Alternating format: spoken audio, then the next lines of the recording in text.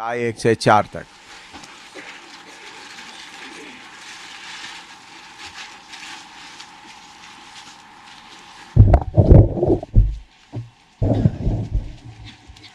जिस वर्ष उजिया राजा मरा, मैंने प्रभु को बहुत ही ऊंचे सिंहासन पर विराजमान देखा और उसके वस्त्र के घेर से मंदिर भर गया। उससे ऊंचे पर साराप दिखाई दिए। उनके 6 पंख थे। 2 पंखों से वे अपने मुंह को ढांपे थे और 2 से अपने पाँव को और 2 से उड़ रहे थे। और वे एक दूसरे से पुकार पुकार कर कह रहे थे, सेनाओं का यहोवा पवित्र पवित्र पवित्र है, सारी पृथ्वी उसके तेज से भरपूर है। और पुकारने वाले के शब्द से डेढ़ियों की नेवें डोल उठी और भवन धुएं से भर गया। हाँ, देखिए इधर में एक शब्द लिखा है, जिस साल उजिया राजा मरा उस साल यशायाह परमेश्वर का दर्शन देखा। अभी उजिया राजा के बारे में थोड़ा सा हम जल्दी देखते हैं। दूसरा राजा 14 का 21 पढ़िएगा। दूसरा राजा 14 का 21। परमेश्वर का वचन में कोई भी बात बताए तो उसके पीछे काफी मतलब रहता है। दूसरा राजा 14 का 21 पढ़िएगा। तब सारे यहूदी प्रजा ने अजर्याह को लेकर, जो 16 वर्ष का था, उसके पिता अमस्या के स्थान पर राजा नियुक्त कर दिया। उजिया राजा का दूसरा नाम है असीरिया। असीरिया और उजिया दोनों एक ही व्यक्ति है। असीरिया का दूसरा नाम क्या है? उजिया। हिंदी में क्या है? उजिया। उजिया उजिया या उजिया? उजिया हैं? उजिया उजिया। अंग्रेजी में उसिया। उजिया। तो उनका दूसरा नाम क्या है? असीरिया। वो राजा बनते समय उनका उम्र कितना था? 16 साल। अच्छा, दूसरा राजा, अभी दूसरा राजा 15 का 1 से 3 तक पढ़िएगा। दूसरा राजा 15 से 1 से 3 तक। इस्राएल के राजा यारोबाम के 27वें वर्ष में यहूदा के राजा अमस्या का पुत्र अजर्याह राजा हुआ। जब वह राज्य करने लगा तब 16 वर्ष का था। जब राज्य करने लगा उनका उम्र 16 वर्ष का था। और यरूशलेम में 52 वर्ष राज्य करता रहा। उन्होंने कितने वर्ष राज्य करता रहा? 52 ईयर्स। 16 साल में हुकूमत शुरू किया। कितने साल राज्य किया? 52 साल। हाँ। उसकी माता का नाम यकोल्याह था और जो यरूशलेम की थी। हाँ। जैसे उसका पिता अमस्या किया करता था, जो यहोवा की दृष्टि में ठीक था, वैसे ही वह भी करता था। हाँ। उजिया राजा शुरू में परमेश्वर की मर्जी के अनुसार क्या करता था? शुरू में ठीक करता था। तो परमेश्वर उनको आशीष देने लगा और उनका देश को आशीष मिला। लेकिन चलते चलते जब 52 साल का राज्य हुकूमत हुआ, उनका मन थोड़ा सा बिगड़ गया। दूसरा इतिहास 26 का, दूसरा इतिहास 26 का 16 से 21 तक पढ़िएगा। दूसरा इतिहास 26 का 16 से 21 तक। Second Chronicle 26, 16 to 21।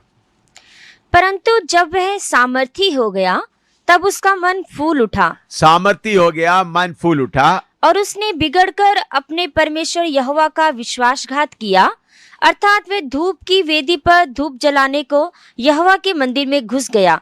और अजर्याह याजक उसके बाद भीतर गया और उसके संग यहोवा के 80 याजक भी, जो वीर थे, गए। और उन्होंने उजिया राजा का सामना करके उससे कहा, हे उजिया, यहोवा के लिए धूप जलाना तेरा काम नहीं, हारून की संतान अर्थात उन याजकों ही का काम है जो धूप जलाने को पवित्र किए गए हैं। तू पवित्र स्थान से निकल जा, तूने विश्वासघात किया है। यहोवा परमेश्वर की ओर से यह तेरी महिमा का कारण ना होगा। तब उजिया धूप जलाने को धूपदान हाथ में लिए हुए झुंझला उठा और वह याजकों पर झुंझला रहा था कि याजकों के देखते देखते यहोवा के भवन में धूप की वेदी के पास ही उसके माथे पर कोढ़ प्रकट हुआ। और अजर्याह महायाजक और सब याजकों ने उस पर दृष्टि की और क्या देखा कि उसके माथे पर कोढ़ निकला है। तब उन्होंने उसको वहां से झटपट निकाल दिया। वरन यह जानकर कि यहोवा ने मुझे कोड़ी कर दिया है, उसने आप बाहर जाने को उतावली की। और उजिया राजा मरने के दिन तक कोड़ी रहा और कोड़ के कारण अलग एक घर में रहता था। वह तो यहोवा के भवन में जाने ना पाता था। और उसका पुत्र योताम राजघराने के काम पर नियुक्त किया गया और वह लोगों का न्याय भी करता था। हाँ, देखिए, उजिया राजा या अजरिया राजा शुरू में ठीक था, चलते चलते उनका मन फूल उठा। उन्होंने परमेश्वर उनको जो काम नहीं दिया वो काम करने के लिए आगे बढ़ गए। उन्होंने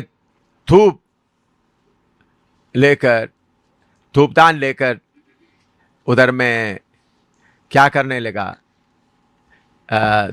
धूप चढ़ाने के धूप वेदी के पास गए। तब उधर का याजक कितने लोगों के साथ गया उनके पास? 80 लोगों के साथ। 80 याचकों को लेकर गया। महायाजक 80 याचकों को लेकर गए। ये राजा, तुम तो राजा है, लेकिन धूप जलाने का काम तुम्हारा नहीं है, तुम्हें काम नहीं करना। तो उन्होंने झुंझला उठा, उन्होंने धूप लेकर फिर अपना घमंड से करने लगा। तो एकदम परमेश्वर उनको कोढ़ का बीमारी से मारा। उनका देखते देखते परमेश्वर के पवित्र भवन में उनके माथे पर कोढ़ निकला है। फिर उनको निकाल दिया उधर से, मरने तक अलग अलग मकान में रखा। अपना महल से भी निकाल दिया, इस्राएलियों का जगह से भी निकाल दिया, कोढ़ियों के घर में रहकर उनका जान निकल गया। प्रभु ने उनको चंगा नहीं किया, क्योंकि प्रभु को जो आदर देना है जितना आदर नहीं दिया। इसमें से 2 बात आपको अच्छी तरह, खास करके पास्टर लोग और उनका पत्नी लोग, देखिए। मैंने केरला में, हिंदुस्तान में, अमेरिका में देखा है, बहुत थोड़ा ही पास्टरों का बच्चे ठीक रहता है। 100 में से 90 पास्टरों का बच्चे बिगड़े हुए हैं। बहुत थोड़ा ही। क्यों? उन लोग बचपन से ही क्या करता है, प्रभु का वचन गाते, गीत गाते वगैरह करते करते करते करते चलने के कारण परमेश्वर का डर उनके अंदर नहीं रहता। इसलिए मैं मेरा बेटे बेटी को कैसा चलाता था, अब अच्छी तरह मैं, वो दोनों प्रभु की सेवा में आगे जा रहे। मैं आपको बता रहा हूं, टेबल के ऊपर खड़ा करके उनको मारता था। अगर कोई गलती किया तो क्या करता, खाने का टेबल के ऊपर खड़ा हो जाओ, मैं बोलता था कान इधर पकड़ो, कान इधर पकड़ के फिर मैं, ताकि इधर में अच्छी तरह मारने का मुझे जगह। एक बार मैं ऐसा मारता, मेरा पत्नी आया, ऐसा मत मारो, मैं पत्नी को भी लगा दिया 2-3।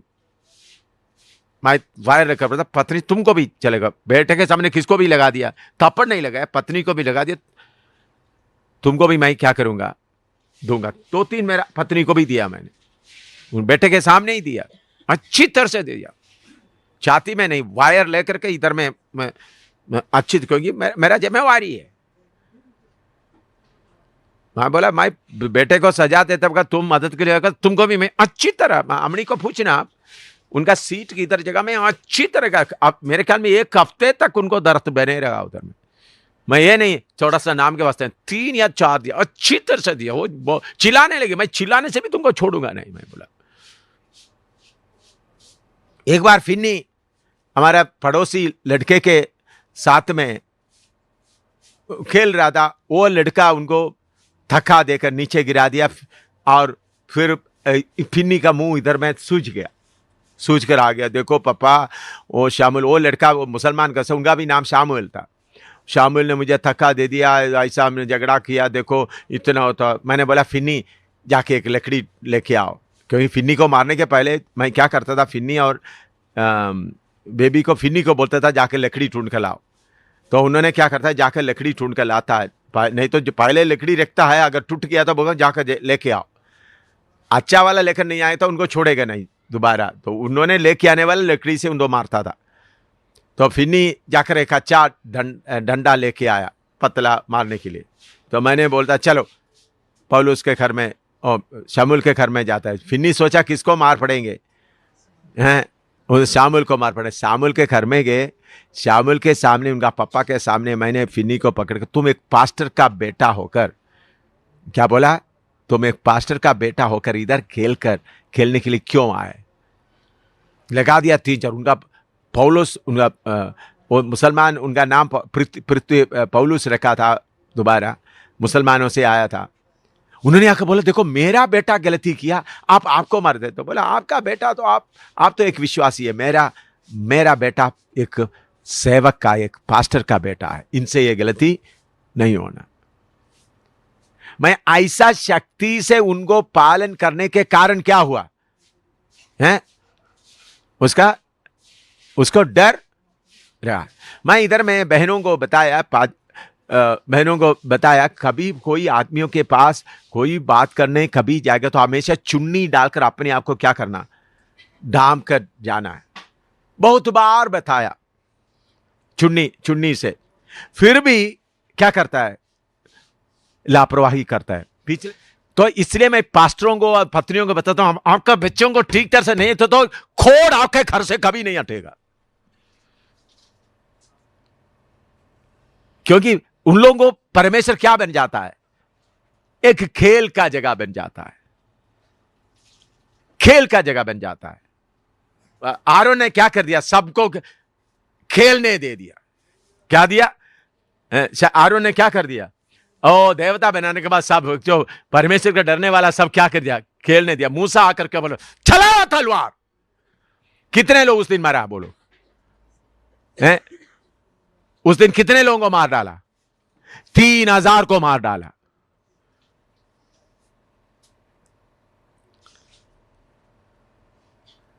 तो मैं इसलिए पास्टरों का पत्नी लोग, आप लोग, आपका बच्चे को अंदर परमेश्वर का डर लाने का काम किसका है, किसका है,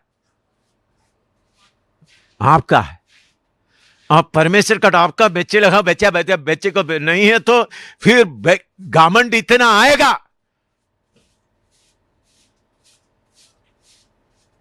घमंड इतना आएगा।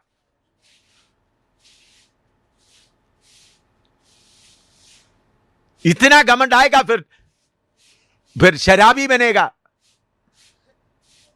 बच्चे का पास्टर को क्या करता है, ओ मैं तो तकलीफ उठाए, मेरा बच्चा क्या ना करे, तकलीफ ना उठे, उसको खिलाते। मैं एक पास्टर का बेटे का मैं बताता हूं। केरला में पास्टर का बेटा 42 साल पास्टर का सेवा किया। उन्होंने बोला उनका एक ही बेटा है, 2-3 नहीं, बेटी भी नहीं है, एक ही बेटा है। उन्होंने मुझे बोला पास्टर सामुएल आप हमारे घर में एक मीटिंग करना, क्योंकि मेरा बेटा किसी पास्टर का नहीं मानता। तो मैंने गया, मीटिंग के लिए उतर गया। मुझे प्रोग्राम नहीं था, टाइम नहीं था, फिर भी इतवार का रात का प्रोग्राम नहीं था, इसलिए उधर गए। उनके उधर गया तो मैंने बोला आपका बेटा, काफी लोग आए, आपका बेटा किधर है, 17 साल का। वो बोला बार में बैठा हुआ है, अभी एक लड़की को लेकर बार में बैठा हुआ। उन्होंने बेटा बोला, बाप जाकर बोला मीटिंग के लिए आ जाओ, चाकू लेकर दिखाया, 17 साल का। तो माँ बाप क्या बोलता है, उनको 15 साल में एक मोटरसाइकिल खरीद के दे दिया। क्यों? मैंने बोला ये क्या क्या, हमने तो बहुत प्रभु के लिए पैदल चलते चलते पैदल चल रहा था, इसलिए हमारे बेटे को कोई दुख ना होए। मैंने बोला वो पास्टर को और पत्नी को घुटना में टेका, बोला तुम्हारा बेटे को नरक में भेजने का काम तुम्हारा है, तुम दोनों मिलकर उनको किधर भेजा है, नरक में भेजा है। ये कोई किधर का कहानी, किसी का उद्धार लेकर नहीं बोल रहा हूं। अपना पास्टर लोग अपना बच्चों को डर के साथ नहीं रखा तो उनको मालूम है वो विश्वासी आता है, ये आता है, ठीक है, जैसा मैं बैठकर परम पिता की हम स्तुति गाए, मैं तो वचन प्रचार कर सकता हूं करके आप सेवा में जाएगा। आपको मालूम है फिन्नी को मैं कैसा सेवा में आया। फिन्नी इधर मैं जम्मू में कॉलेज में पढ़ रहा था, प्रभु ने सेवा के लिए बुलाया, इम्तिहान आ गया, हॉल टिकट मिले, 1 महीना इम्तिहान के समय है। फिर बोला प्रभु मुझे सेवा के लिए बुलाता है, पापा मुझे सेवा के लिए निकले। तो मैंने बोला नहीं बेटा, कैसा भी डिग्री पूरा पढ़ाई लगो, उस वक्त डिग्री मिलने का समय था। पूरा करने दो। उन्होंने फिर भी प्रार्थना किया, सिर्फ इम्तिहान के लिए 4 पैसा भी जमा किया है, 4 दिन बाकी है। तब उन्होंने आकर बोला, देखो पापा, आपको जब प्रभु ने बुलाया आप सेवा के लिए, आपने एकदम इस्तीफा दे दिया, तो मुझे आपने आज़ादी नहीं दोगे। तब मुझे मालूम हो गया, ठीक है बेटा, आपको मतलब उन्होंने सेवा के लिए आया। उस वक्त शिवनगर में बाइबल क्लास चल रहा था, 20-22 लोग का बाइबल क्लास चल रहा था। आपको मालूम है 2 महीने तक उनको दिया हुआ काम, एक दिन भी मैंने बोला बेटा तुम बाइबल क्लास में नहीं बैठेंगे, उधर में आए हुआ बाइबल क्लास से आए हुआ सबका कपड़ा धोने का काम तुम्हारा है। 2 महीने तक। तो एक बार अमनी उधमपुर में अमनी उधर करते, बीच बीच में आते थे, मैं इधर भी उधर भी ऐसा दोनों जगह में रहते हुए कर रहा था। अमनी आकर रो रहा, देखो इनका कपड़ा मैं ही धोता देता था, आप फिनी को ऐसा इतना बड़ा कार्य करता है, आप इसका मतलब आप बच्चों को बिल्कुल प्यार नहीं करता। वो तो मैंने बोला बच्चे के बाद छोड़ दो, अब ये प्रभु का सेवक बनना है। 2 महीना तो कपड़ा सुबह धोएगा, मैं क्लास में आकर बैठूं, मैंने बोला नहीं, कम से कम दरवाजे में बैठो। मैंने बोला क्लास इधर तो उसे दूर खड़ा होना, क्लास में जो होता सुनना भी नहीं। 2 महीना मेरा बेटा इधर बच्चीनगर में बाइबल क्लास चलते, शिवनगर में बाइबल क्लास चलते समय किधर कर रहा है, कपड़ा धो रहा है। कपड़ा धोने कर मैं जाकर चेक करता था कपड़ा अच्छी तरह से धोया है नहीं।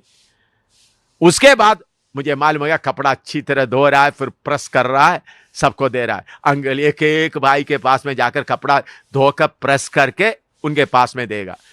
उनका अंदर का अंडरवेयर बेनियन सब वो धोते थे।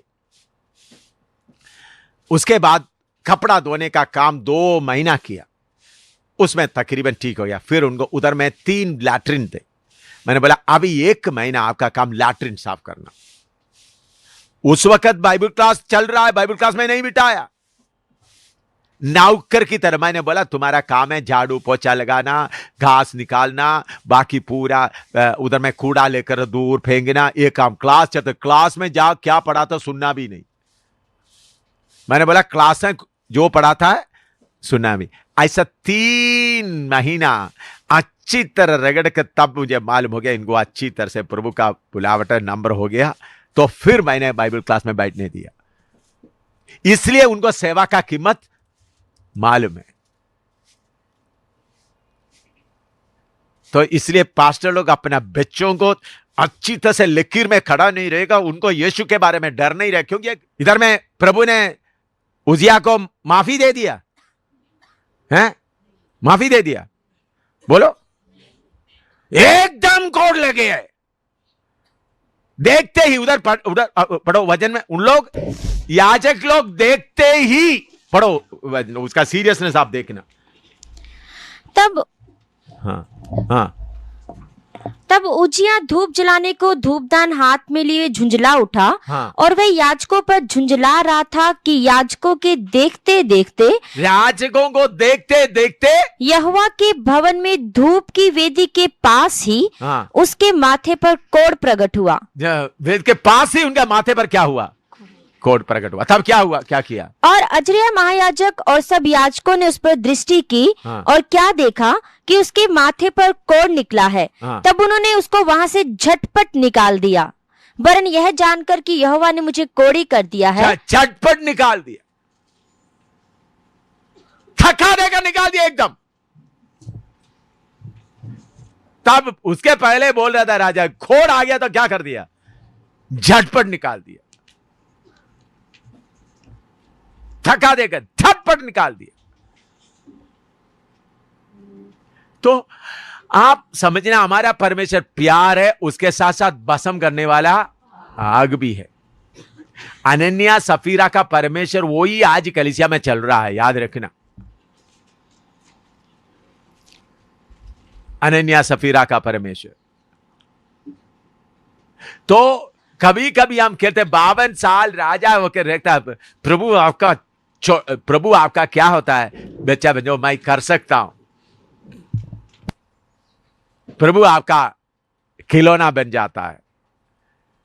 प्रभु का हाथ जब भारी होगा, मैं देखता हूं कितने पास्टर होंगे।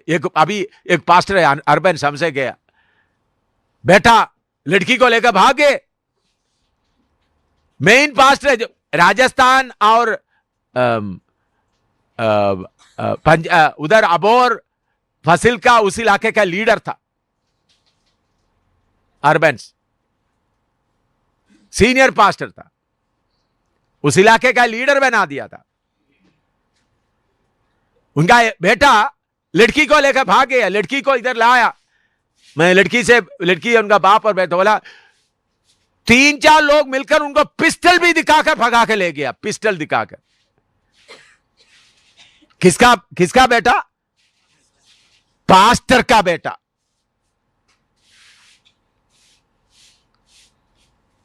फिर लड़की फिर आगे, फिर उसके बाद उनको गायब कर कभी गया हुआ है पास्टर बेटा, लड़की को लेकर कहीं गया हुआ है। इसलिए पास्टर अपने बच्चों को ठीक तरह से नहीं रखा तो मैं आप लोगों को सेवा से भी हटा दूंगा। इसलिए लिखा है एल्डर्स कैसा होना चाहिए, अपना बाल बच्चों को क्या करने वाला होना है? पढ़िएगा, किधर लिखा है?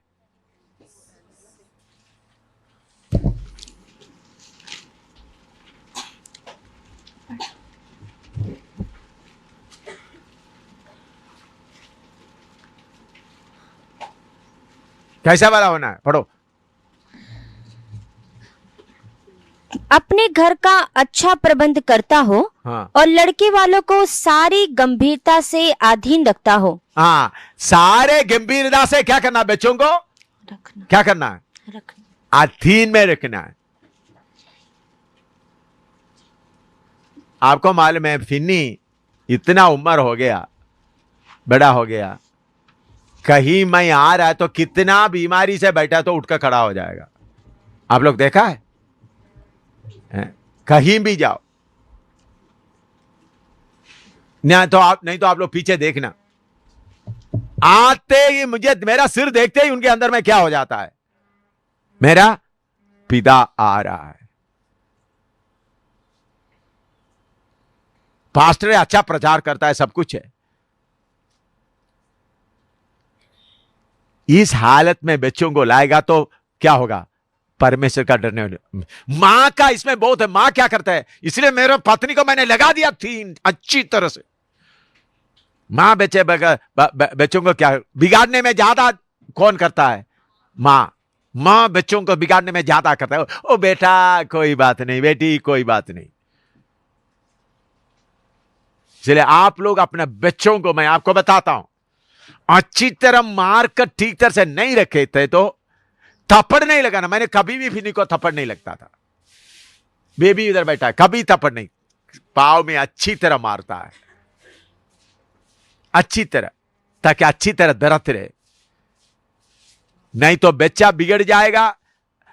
पढ़िएगा प्रभु का वचन, नीति वचन पढ़िएगा, नीति वचन में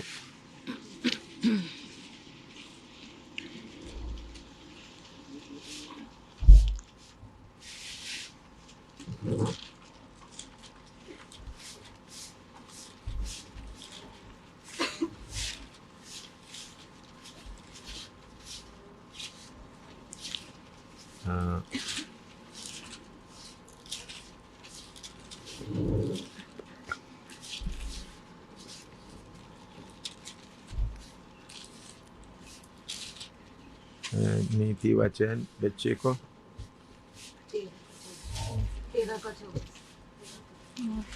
देखता हूं।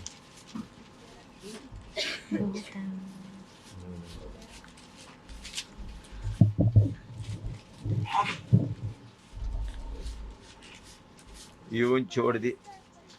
22 का 13, 24, 22। नहीं, बच्चे को जैसा छोड़ दिया गया माँ के लिए। नहीं, 29 का 15 से 17 तक पढ़िएगा। 29 का नीति वचन, 29 का 15 से 17। हाँ, छड़ी और डांट से बुद्धि प्राप्त होती है, छड़ी और डांट से बुद्धि प्राप्त होती है, परंतु जो लड़का यूं ही छोड़ा जाता है, वह अपनी माता की लज्जा का कारण होता है। बाद में बड़ा होगा तो क्या होगा? माता की लज्जा के कारण बनेगा। हाँ, दुष्टों के बढ़ने से उसका 17 पढ़ो। अपने बेटे की ताड़ना कर, अपना बेटे के ताड़ना कर, तब उससे तुझे चैन मिलेगा तब उसे चैन मिलेगा और तेरा मन सुखी हो जाएगा। हालेलुया। मैं जब अमेरिका में गए, फिन्नी इधर इंडिया में प्रचार करते मैं इतना नहीं सुना। अमेरिका में 3-4 जगह में मैं पीछे बैठा हुआ, मेरे फिन्नी खड़ा होकर प्रचार करते समय में प्रभु का वचन, प्रभु उनको जो वचन दे रहा है वो देकर मैं रो पड़ा। क्यों रो पड़ा? प्रभु इतना आशीष आपने उनको दिया, ऐसा बेटे को बाप बनने के लिए आपने मुझे फसल दिया। देखो मैं बैठकर रो रहा है फिन्नी का प्रचार सुनकर। इस बार का अमेरिका का बात मैं बता रहा हूं। तो 17 पद दोबारा पढ़ो। अपने बेटे की ताड़ना कर, अपनी बेटे की ताड़ना कर, तब उससे तुझे चैन मिलेगा हाँ उसे चैन मिलेगा और तेरा मन सुखी हो जाएगा। हाँ, इसलिए मेरे प्यारों बहनों, आपका बच्चों को अच्छी तरह खींच कर रखने का काम आप लोगों का है। आप दूध पिलाते भला क्या मारने से दर्द होगा तो बर्बाद होगा, सजा भारी होगा। और बच्चों को जब तक पवित्र आत्मा का काम नहीं होता उनको कोई कलीसिया का कोई काम नहीं देना। मैं केरला में एक जगह में प्रचार कर दे, पास्टर का, उधर में पास्टर के एक बेटा एक बेटी है, तो चर्च ऑफ गॉड का पास्टर है। वो कोई मीटिंग में उधार नहीं पाता, 21-22 साल उम्र हो गया। तो मैं जब उधर मीटिंग किया तो उन्होंने उधार पाया, बपतिस्मा वाकतानम नाम जगह में बपतिस्मा के लिए तैयार हो गया। तो इतवार को बपतिस्मा है, 20-22 लोगों का बपतिस्मा है। तो बपतिस्मा के सब लोग बैठा, तो वो पास्टर का बेटा करके मुझे मालूम नहीं था, बाद में मालूम हुआ, उस वक्त मालूम हुआ। एक लंबा उनका बाल इधर तक है, पास्टर का बेटा का बाल किधर तक है? इधर तक। मैंने बोला तुम कौन है? मैं पास्टर का। तुम बाल क्यों नहीं काटा? ओ मुझे मन नहीं था। तो मैंने पास्टर को बोला आपका बेटा? हाँ। तो बाल काटने के लिए बोलो। तो पास्टर मुझे आकर बोल रहे, देखो पास्टर प्लीज उसके लिए उनको मजबूर मत करो। इतने साल मैं प्रार्थना कर रहा था, इन्होंने कभी मीटिंग में बैठकर इसी मुताबिक वचन नहीं सुना, तो कम से कम इस बार बपतिस्मा लेने तो फिर वास्ते बाल आस्था बोलकर इनका बाल कटवा देंगे। प्रभु बाहर का क्या देखता है, अंदर का ही देखता है करके बाप बोल दिया। उनके सामने नहीं, थोड़ा पीछे करके मुझे बोलकर रोने की हालत में। मैंने बोला ऐसा आधा मरे को मैं बपतिस्मा देने के लिए तैयार नहीं करूंगा। तो फिर मैंने उस बेटे को पूछा, देखो बेटा, तुम सचमुच में मरा है तो ही तुमको बपतिस्मा देंगे, नहीं तो तुमको बपतिस्मा नहीं देंगे। तुम बाल काटने के लिए तैयार है? हाँ जी, मैं पूरा बाल कटवाने के लिए तैयार हूं।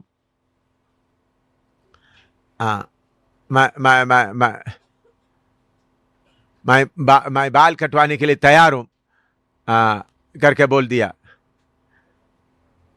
तो उन्होंने मेरे से पूछ रहा है, पास्टर जी पूरा काट दो या इतना ही रखना? कितना रखना उतना काटता हूं।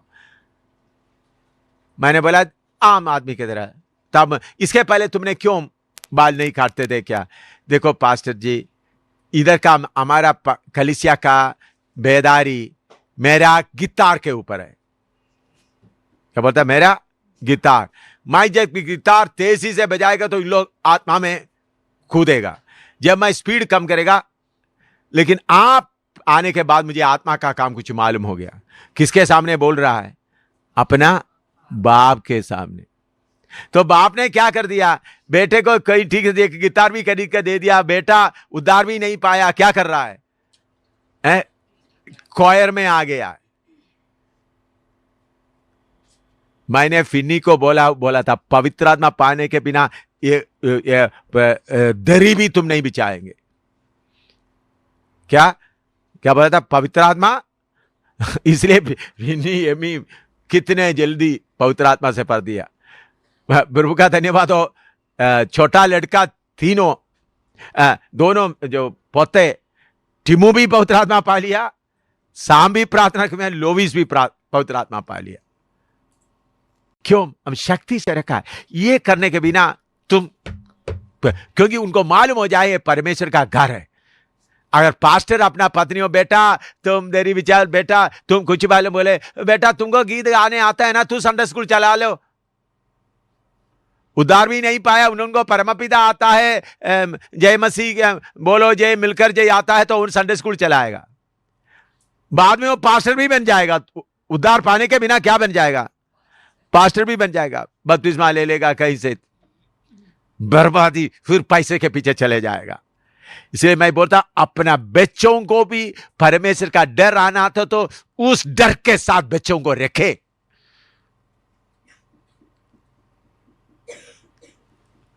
अगर मेरा बेटा फिन्नी कोई लड़की के साथ गया तो मैंने पांव तोड़कर डाल दूंगा, और पुलिस आके ले जाएगा तो बोलूंगा मेरा बेटा कर दिया, इसलिए मैंने खुद उनका पांव क्या कर दिया, तोड़ दिया। दोनों पांव तोड़ देगा। मैं करेगा नहीं। प्रभु का धन्यवाद, वो लोग समय पर आ गए, शादी करके डिसिप्लिन से रहा। तो इसलिए कलीसिया का अंदर का डिसिप्लिन लाने में पास्टरों का, पत्नियों का बहुत जिम्मेवारी है। इसलिए मैं बोल रहा हूं,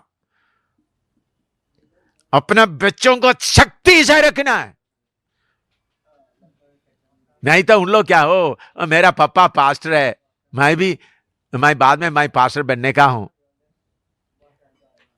फिन्नी को इधर से मैं भोपाल में भेजा, उधर में एक विश्वासी भी नहीं था, ताकि रगड़े। 2 साल तक मैं गया ही नहीं, जाकर रगड़े लड़ाई, ताकि परमेश्वर के साथ संबंध करे।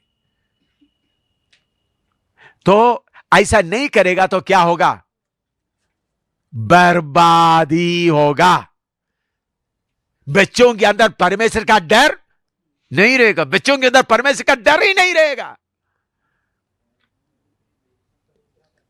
बच्चों के अंदर परमेश्वर का डर रहना, तो आप परमेश्वर को कैसा डरता है वो बच्चों को मालूम होना है।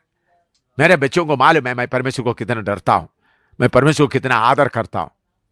वो देखकर मेरे बच्चा भी समझता है। मैं आमतौर पर नहीं रह, इधर में मैं बता 16 साल में राजा बन गया।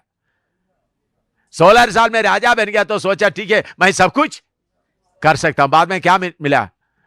कोड निकला, तो राजा का स्थान से निकालकर कोड़ी बनकर मरा। तो इसलिए प्रभु का उपस्थिति, इधर में प्रार्थना में रहने वालों को मैं क्यों कहता हूं, ये लोग इधर में रहने वाला बहन लोगों को, इधर में रहने वाला सिस्टर्स को मैं डिसिप्लिन से रहने के लिए क्यों बोलता हूं? इधर में लोग आता है। कौन आता है? लोग आता है। लोग आकर देखता है इधर का हर व्यवहार कैसा होना है, परमेश्वर के वचन के नमूने के अनुसार होना है। नहीं होना? आप बोलो। हैं? ये खेलने का जगह नहीं है भाई, ये तमाशा करने का जगह नहीं है। ये इधर में आकर बीमार चंगा होना है, इधर में आकर पापी तौबा करना है, इधर में आकर जिन्होंने गुनाह किया पछता पाना है। उधर तुम लोग लेकर बैठे, तुम्हारा हंसी लेकर बैठे, तो मैं तुम्हारे लाठी मार मार कर मैं नाले में डाल दूंगा। मुझे तुम्हारा सुंदरता नहीं चाहिए, मुझे यीशु चाहिए।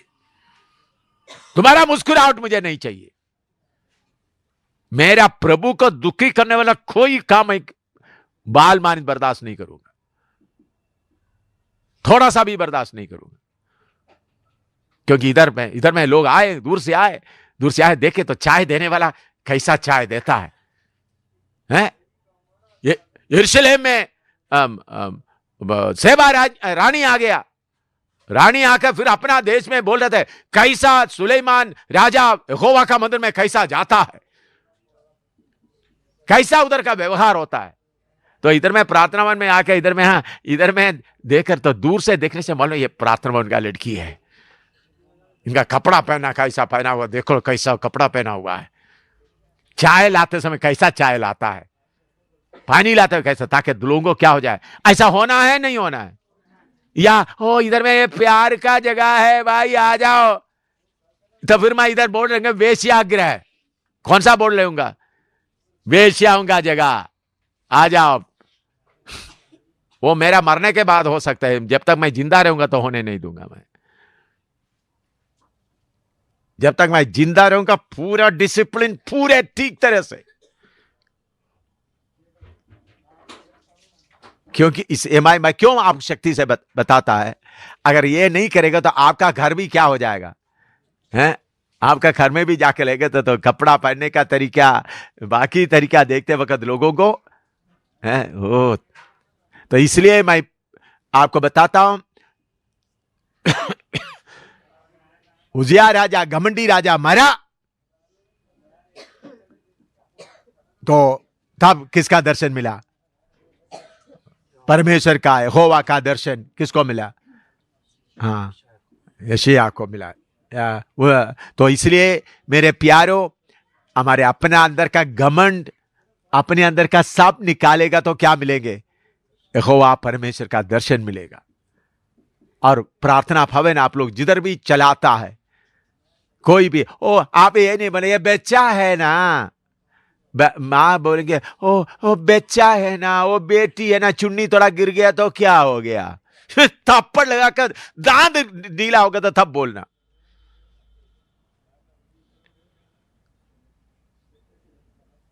मुसलमान लोग कैसा रहता है देखा आप लोग? कैथोलिक लोग कैसा रहता है देखा? शैतान का पूजा करने वाला ऐसा रहता है। यहोवा परमेश्वर के लिए कानून दिया हुआ लोग खुला चले। मैं आरोन नहीं है, मैं आरोन का काम नहीं करेगा। तो ठीक तरह से अपना डिसिप्लिन में, अपना पूरा डिसिप्लिन में, थोड़ा नहीं। एक है माफ कर दो ना, एक बार माफ कर दो ना, माफ कर दो ना। माफ करते करते अनन्या सफीरा गिर गया मरा हुआ। माफ करते करते मूसा 3000 को मार डाला। बोला भाई बहन कोई ना करो, मारो, तलवार चलाओ। तो इसलिए मैं सीनियर पास्टरों को भी बताता हूं, कलीसियाओं में इन बातों में नमूना होना कंपलसरी है, जरूरी है। लेकिन मैं ये नहीं बोलता बुड्ढी जैसा बहनों, बुड्ढी जैसा दिखावटी नहीं। बाकी लोगों को देखने के समय में योग्य रीति से, मैं ये नहीं बोला साहब जाकर सफेद कपड़ा पहनाओ, सब वो नकली पवित्रताई। बहुत लोग नकली पवित्रताई करता है। नकली पवित्रताई में कोई मतलब नहीं रहता। अपना सही कपड़ा पहन लो, सही कपड़ा पहनकर अच्छी तरह से डांपने की जगह में अच्छी तरह से डांप कर ठीक तरह से चलो। और इसमें मैं दूसरे एक बहन लोगों को थोड़ा सा शर्म लगेगा, जिसका छाती थोड़ा सा ऊंचा रह रहा है, बाहर में उनको दिखाई नहीं देना, ऐसा आप अपने आप को क्या करना है? डांपना है, ड्रेसअप करना है। तो कि ऐसा अच्छी तरह नहीं करे तो वो क्या होता है? गंदा दिखता है। नहीं है? आप बोलो, है? मैं बोला हुआ बात सही है या नहीं है? जिसका छाती थोड़ा ज्यादा है, कुछ लोगों का ऊपर है, छाती है, उसको डांपना है।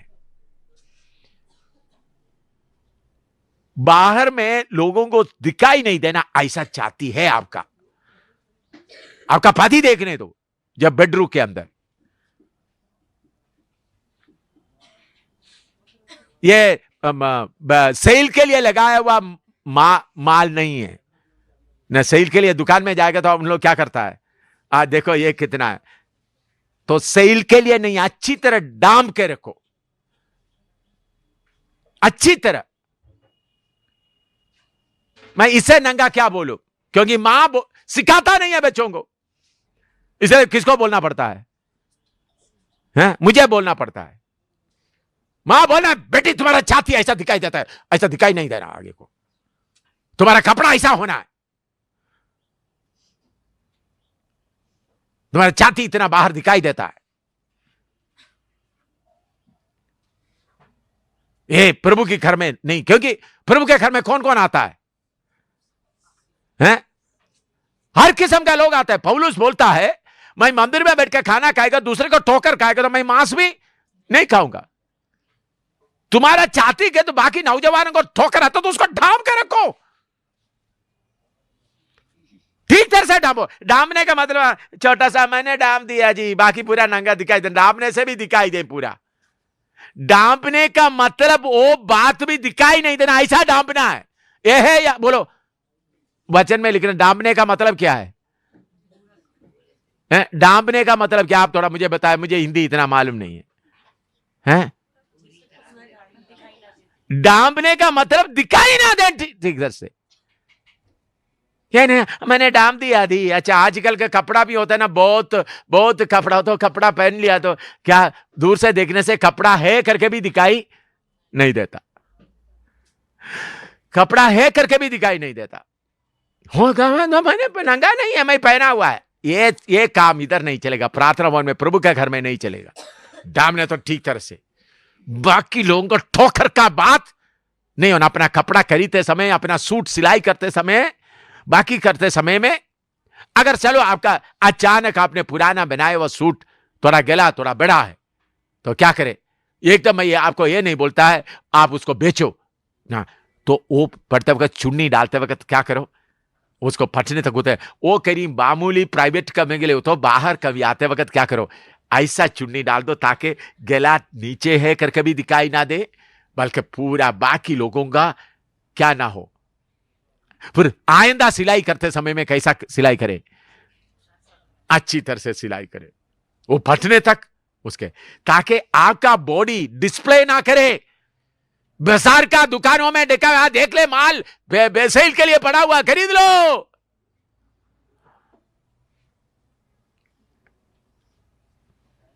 अपने आप को ठीक तरह से कपड़े अपने आप को पहनते समय में, ये रिकॉर्डिंग प्रॉपर होना, हर कलीसिया में जाना है, ये बात है। अच्छी तरह अपना छाती को अच्छी तरह करके, ताकि उसके द्वारा दूसरों को क्या ना मिले, ठोकर ना हो, ठोकर ना हो। पौलुस बोलते मैं कोई ऐसा मंदिर में बैठकर मैं खाते तो मैं क्या नहीं करूंगा, मैं मांस नहीं करूंगा, ताकि किसी का खून का मैं हिसाब देने वाला नहीं बनना है। थोड़ा प्रार्थना करो, इन बातों में आप लोग शुद्ध होने का है, स्ट्रिक्ट होने का है। इन बातों में डिस्प्ले होने का नहीं है। बाजार में डाला हुआ डिस्प्ले देख लो, खरीद लो, आके खरीद लो, देख लो, खरीद लो, देख लो, खरीद लो। सेल लगा हुआ है, सेल।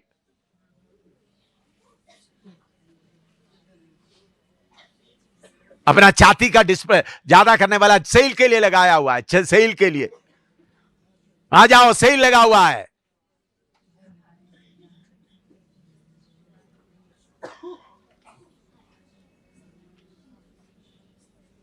आपका कपड़ा पहनने का तरीका देख करके ऊपर नीचे देखते हुए लोगों को मालूम होना है, हाँ ये तो कोई डिसिप्लिन से चलने वाला है, ये कोई डिसिप्लिन से चलने वाला है।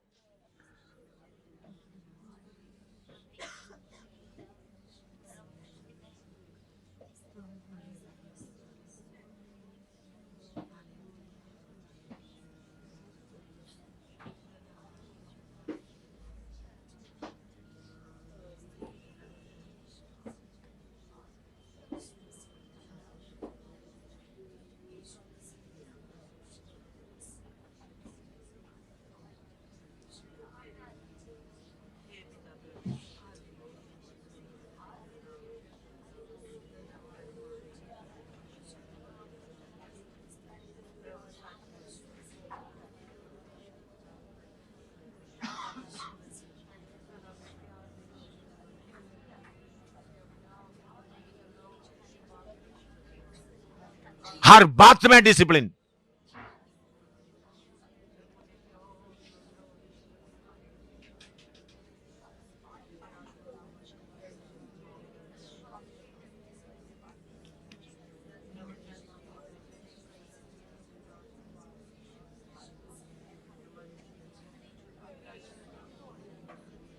पास्टर का पत्नी लोग प्रार्थना करें, पर मेरे बच्चों को मैं पूरा डिसिप्लिन से लाऊंगा, ताकि बाद में शर्मिंदगी ना करे।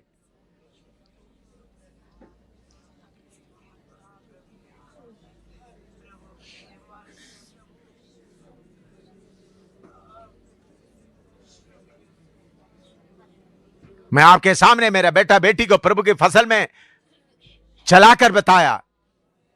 उन लोगों को भी मैं देख रहा हूं, मेरा बेटा बेटी कैसा अपना बच्चों को कैसा चला रहा है।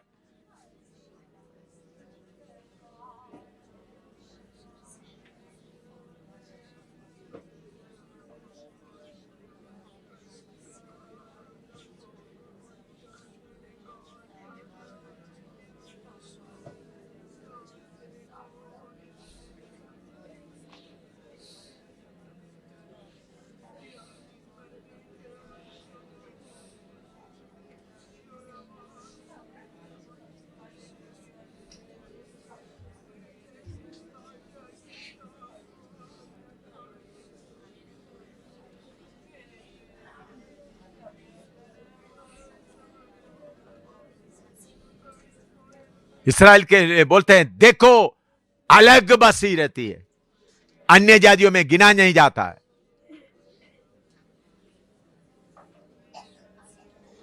अकेला बसी रहती है।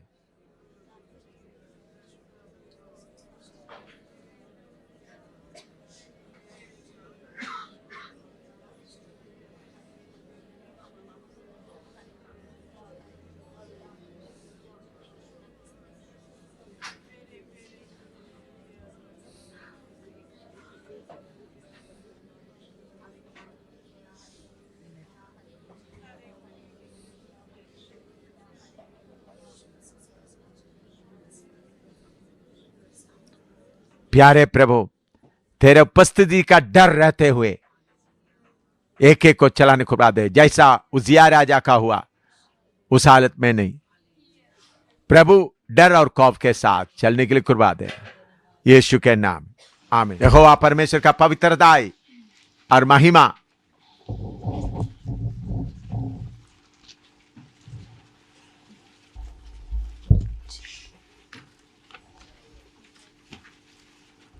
हाँ पढ़ो 1 से 4 तक। जिस वर्ष उजिया राजा मरा, मैंने प्रभु को बहुत ही ऊंचे सिंहासन पर विराजमान देखा और उसके वस्त्र के घेर से मंदिर भर गया। हाँ देखिए, परमेश्वर को ऊंचे सिंहासन पर देखा, उनके वस्त्र के घेर से क्या हो गया?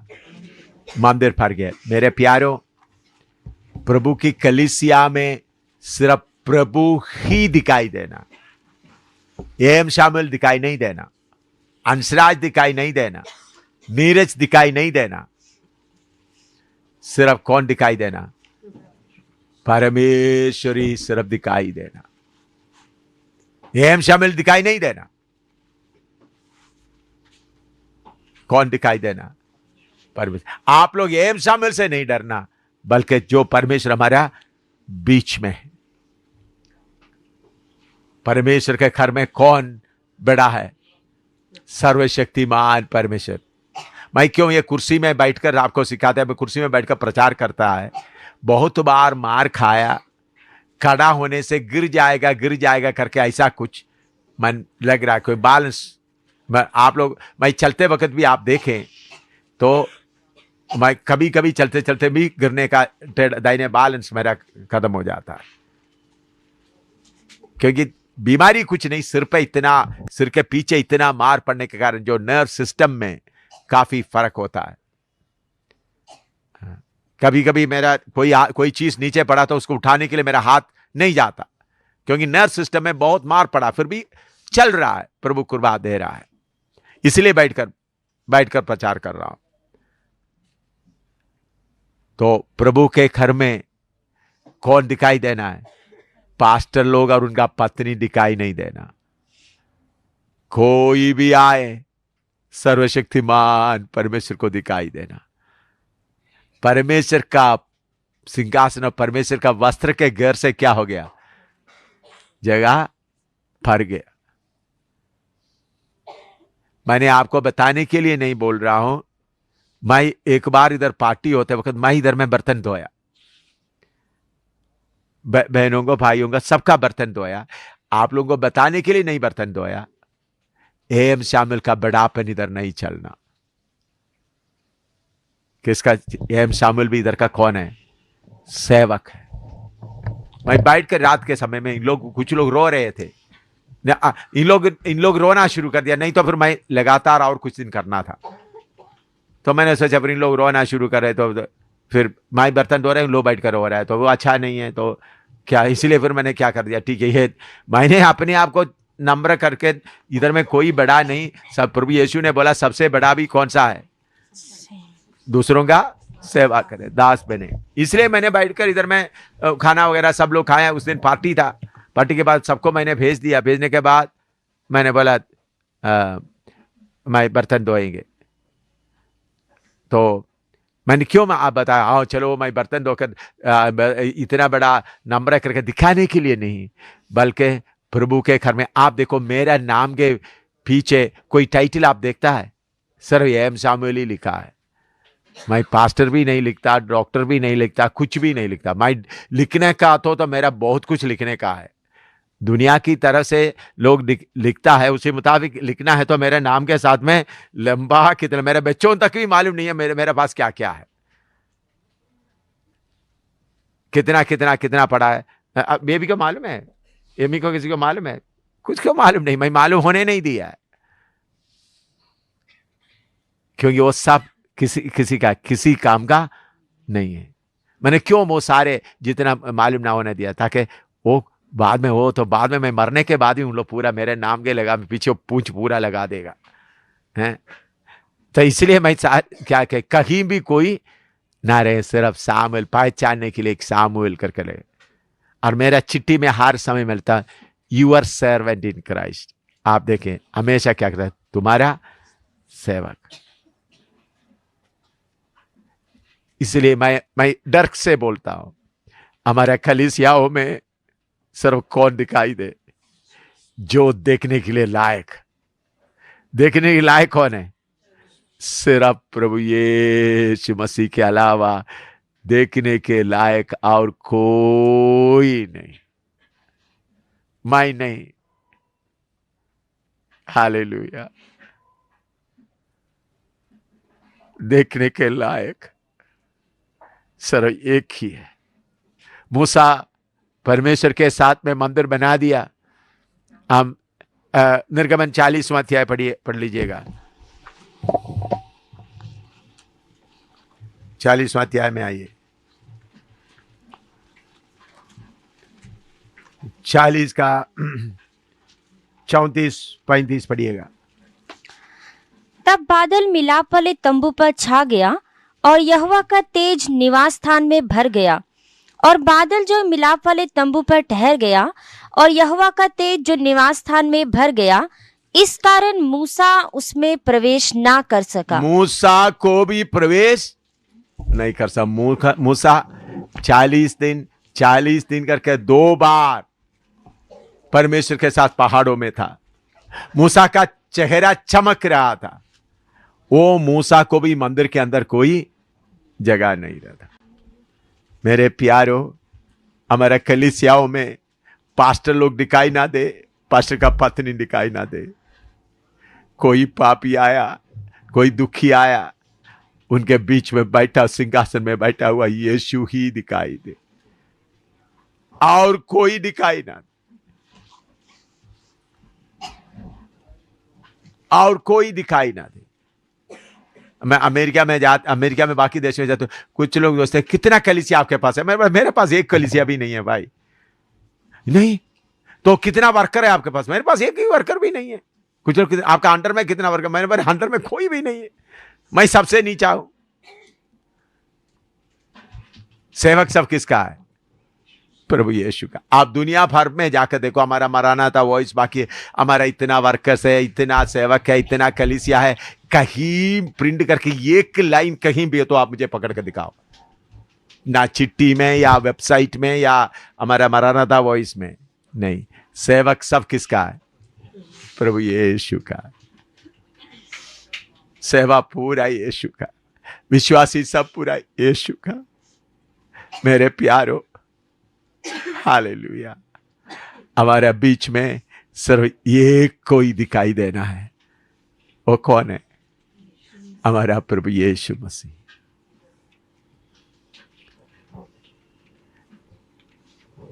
यशायाह ये देखने के पहले यशायाह क्या करता था, यशायाह क्या बोलता था? पढ़िएगा यशायाह पहला अध्याय।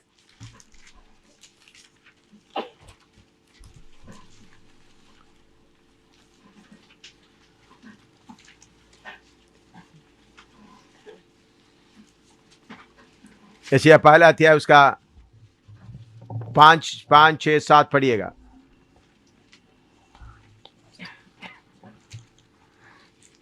तुम बलवा कर करके क्यों अधिक मार खाना चाहते हो? 4 से पढ़िए, 4 से पढ़िएगा, 4 से।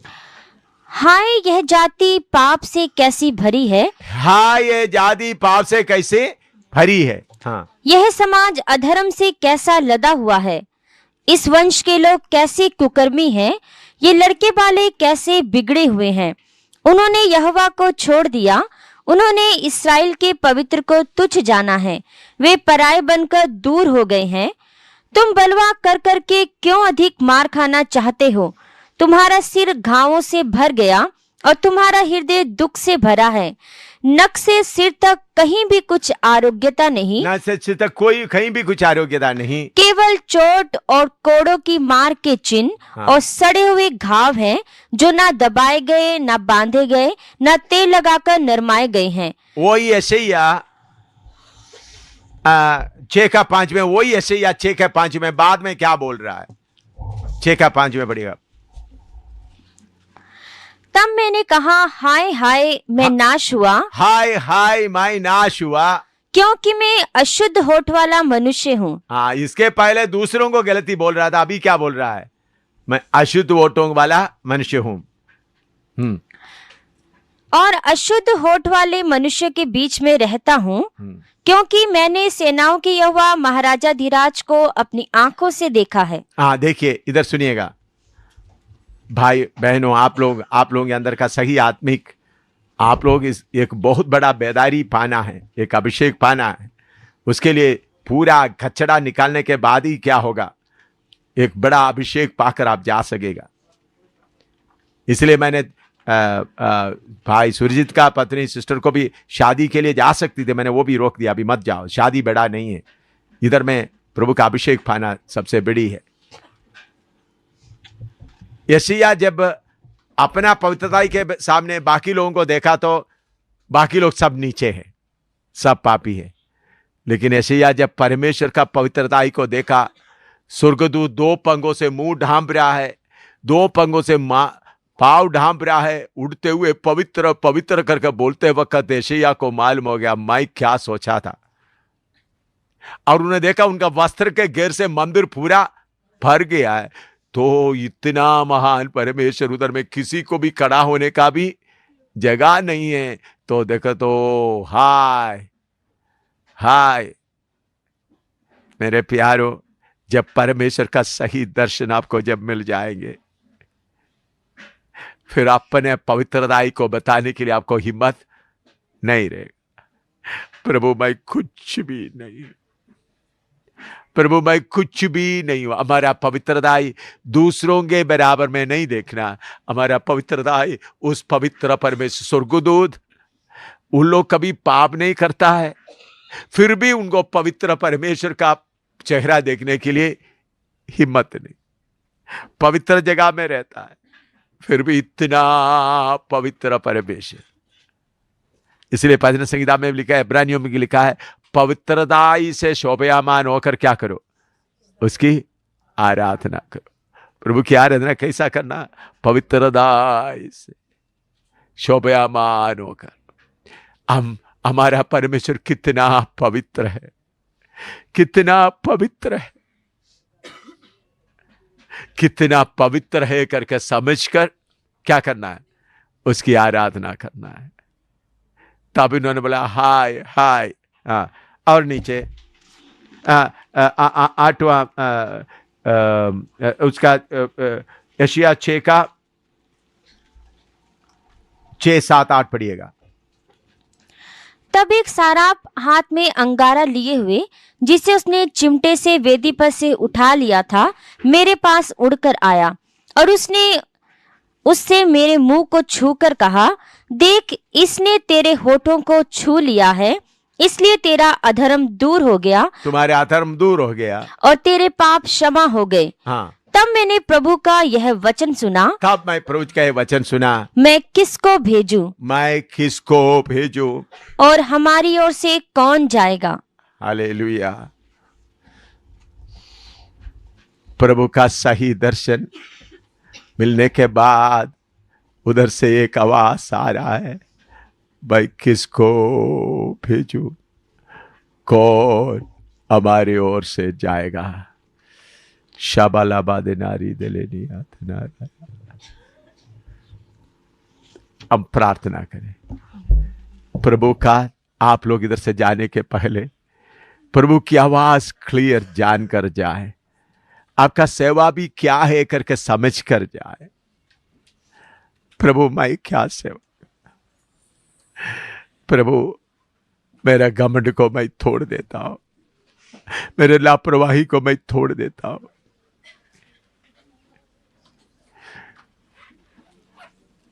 प्रभु मैं कुछ भी नहीं, प्रभु मैं कुछ भी नहीं। पवित्र परमेश्वर, स्वर्गदूत 2 पंखों से अपना मुंह ढांपा हुआ है, 2 पंखों से पांव ढांपा हुआ है। यशायाह के लिए कोई जगह नहीं, मूसा के लिए कोई जगह नहीं, यीशु का कलीसिया में एम शामुएल के लिए कोई जगह नहीं, कोई मनुष्य के लिए कोई जगह नहीं। कलीसिया पूरा यीशु का है। एम शामुएल फौज से नौकरी छोड़कर आ गया तो कौन सा बड़ी बात हो गया, ऑफिसर का छोड़ दिया तो कौन सा बड़ी बात हो गया, पाप में पड़ा हुआ, कीचड़ में पड़ा हुआ। एम शामुएल का धन दौलत किस काम का है, घास का पुल के मानित है। पवित्र परमेश्वर के सामने एम शामुएल का पढ़ाई क्या है, कुछ भी नहीं, नाले का है। उस पवित्र परमेश्वर के सामने एम शामुएल का कुछ भी नहीं। एम शामुएल यीशु का कलीसिया का कैप्टन नहीं है, यीशु का कलीसिया का कैप्टन प्रभु यीशु मसीह एक ही है, 2 कैप्टन नहीं, सिर्फ एक ही कैप्टन है, प्रभु यीशु मसीह है। हालेलुया। हमारा परमेश्वर वो कहता है, मैं जो हूं सो हूं, मैं जो हूं मैं सो हूं। उस परमेश्वर के सामने मेरे प्यारों अब कुछ भी नहीं है, अब कुछ भी नहीं है। उस पवित्र महान परमेश्वर के सामने, जिसके सामने पहाड़ कांपता है, ओ पृथ्वी सारे कांपता है। हालेलुया। पहाड़ पसीना, पहाड़ पूरा धुएं से भर गया है। हालेलुया।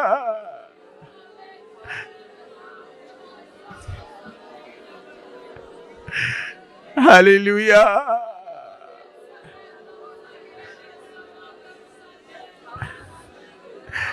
पवित्र परमेश्वर के कलीसिया में कैसा रहना। एक वचन आप लोग प्रार्थना करते रहे, सिर्फ मीनू वो वचन पढ़िएगा। 1 कोरिन्थी आप लोग सुनते रहे। 1 तीमुथियुस, 1 कोरिन्थी ने 1 तीमुथियुस, आप लोग सिर्फ सुने। 1 तीमुथियुस 3 का 15-16 15 पढ़िएगा। कि यदि मेरे आने में देर हो यदि मैं आने में देरी हो तो तू जान ले जो जान ले कि परमेश्वर का घर जो जीवते परमेश्वर की कलीसिया है परमेश्वर का घर जो जीवित परमेश्वर का कलीसिया है और जो सत्य का खंबा और नेव है हाँ, उसमें कैसा बर्ताव करना चाहिए। उस कलीसिया में कैसा बर्ताव करना चाहिए। हालेलुया। दोबारा पढ़े वो ये कि यदि मेरे आने में देर हो यदि मेरे आने में देर हो तो तू जान ले तू जान ले कि परमेश्वर का घर जो जीवते परमेश्वर की कलीसिया है परमेश्वर का घर जो जीवित परमेश्वर का कलीसिया है और जो सत्य का खंबा और नेव है हाँ, उसमें कैसा बर्ताव करना चाहिए। हाँ, उस कलीसिया में यीशु कैसा चल रहा है। प्रकाशित वाक्य 1 में आप लोग सिर्फ सुनना, आप प्रार्थना में ही सुने, अभी नोट करने का समय नहीं, बाद में नोट कर सकते।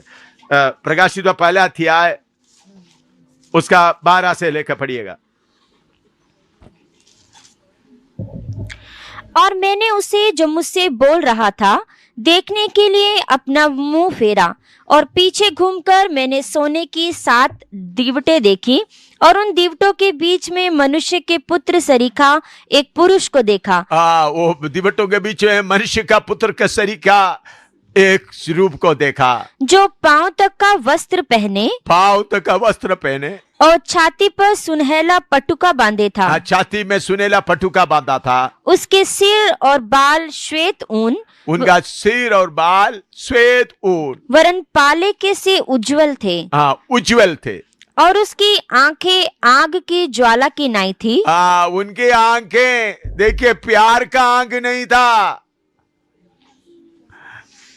इवना देखा हुआ आंख, रोना हुआ आंख नहीं था, बल्कि कैसा आंख था। हाँ पढ़ो उसका आंख। और उसकी आंखें आग की ज्वाला की नाई थी। आग की ज्वाला की नहीं। आप हमेशा यीशु का आंख हो प्यार से भरा, यीशु रो रहा है, वो सब शैतान की चालाकी है। आग की ज्वाले का नहीं। और उसके पांव उत्तम पीतल के समान थे। उत्तम पीतल के समान थे जो मानो भट्टी में तपाए गए हो। भट्टी में, इसका मतलब इतना गर्म चमकने वाला। मरियम जाकर पकड़ के वो पाव नहीं, उसका असली पाव पीतल इतना लाल, सांप के सिर के ऊपर रहेगा तो एक तो सेकंड में पिघल जाएगा। और उसका शब्द बहुत जल के शब्द की नाई था। बहुत जल का कठोर शब्द। और वह अपने दाहिने हाथ में 7 तारे लिए हुए था। और उसके मुख से चोखी 2 धारी तलवार निकलती थी। मुंह से प्रेम का मीठी मीठी बात, हानि शायद नहीं निकल रहे, बल्कि क्या निकल रहा है, तलवार निकल रहा है मुंह से। खाटो तलवार लाकर क्या करता है, तेल मालिश करता है। तलवार का काम क्या है, खाटो। और उसका मुंह ऐसा प्रज्वलित था जैसा सूर्य कड़ी धूप के समय चमकता है। सूर्य कड़ी धूप के समय चमकता है। जब मैंने उसे देखा तो उसके पैरों पर मुर्दा सा गिर पड़ा। देखते ही यूहन्ना गिर पड़ा।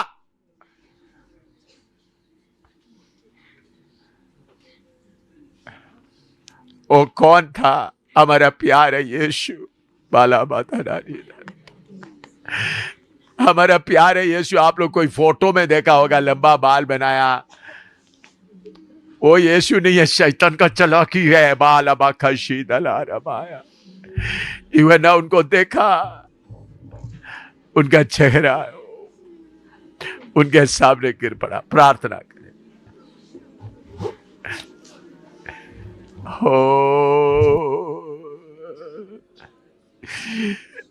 वो कलीसिया के बीच में चल रहा था, हमारे बीच में एक चल रहा है। उनके सामने मैं कुछ भी नहीं हूं, उनसे मैं कितने दूर रहने का है।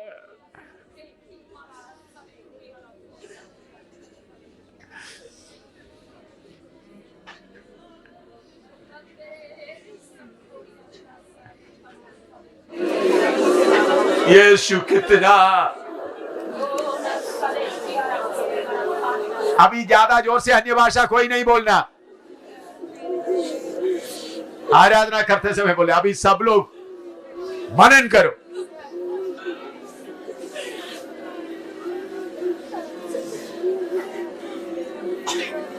मनन करो यीशु कितना भयानक है।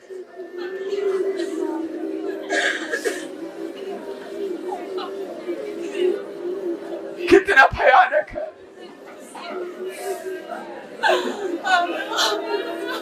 उनका पांव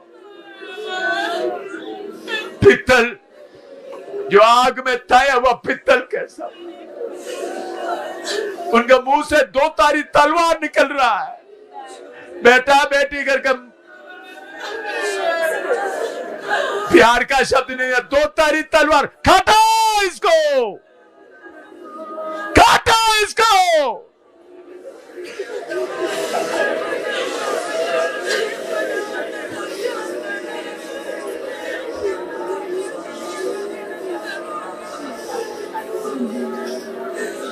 आग, आंख प्यार नहीं दिखा रहा है, उजाला। आग, आग का ज्वाला है आंख। आप जरा रोता हुआ यीशु को आप देखते हैं, वो शैतान का चालाकी है।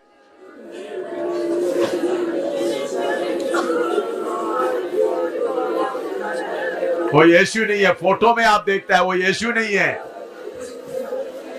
वो कलाकार का कल्पना है, बिजनेस वालों का।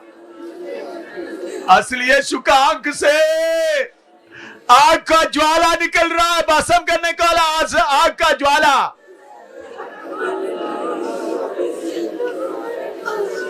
मुंह से 2 तारी तलवार।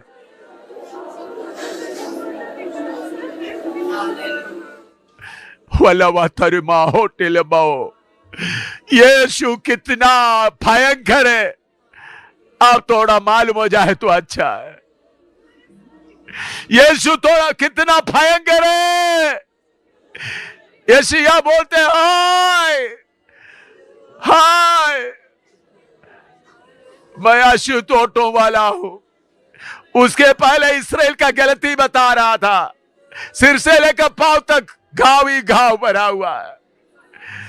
लेकिन बाद में यीशु को देखने के बाद, परमेश्वर को देखने के बाद, उस भाई मां को देखने के बाद बोले हाय मैं आशुतोषों वाला। मेरे प्यारो, आप यीशु कितना महान है देखेगा तो आपका बच्चों को डर का और खौफ से आप संभालेगा। कलीसिया का कोई काम में उनको हाथ बढ़ाने नहीं देगा। उस यीशु के सामने कौन शैतान खड़ा हो सकता है?